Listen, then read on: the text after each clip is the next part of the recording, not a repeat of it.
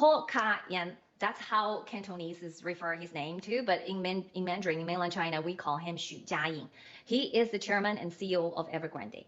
So let's take a look at what Miles Guo telling us what they're doing, what this real estate company is actually really doing, what their model of operation.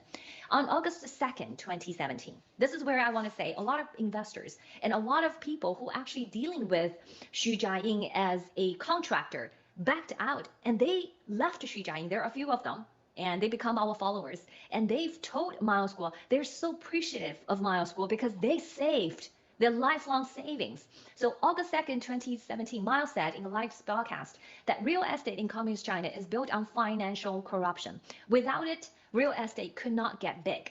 Evergrande does not do business. It plays politics. Evergrande does not care how much it pays to acquire the land or whether the apartments could be sold. It is pure financial fraud by tampering with plot ratios, heavily leveraging the land and property developed to borrow more from the banks, appraisal firms, and financial institutions controlled by the same group, often pledging the same items as collaterals multiple times with much inflated appraisal values.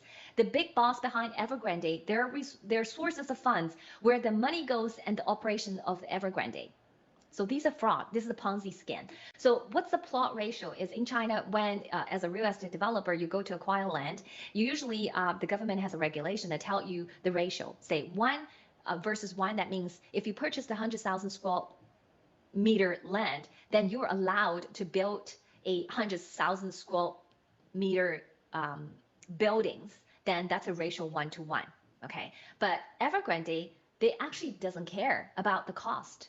They just grab it and change the plot ratio when they actually start construction. Why? Because they have people. Remember, in China, if you want to do business and not get into trouble, you have to have a political connection. If they have people, his boss, he actually has 3 bosses, or top CCP kleptocrats. Okay, so he can literally do anything. This is a ruleless, lawless country and mafia organization. So he actually bought the lot, okay, took the highest bid, and then changed the ratio. If it's 1 to 1, he changed 1 to 10, 1 to 100.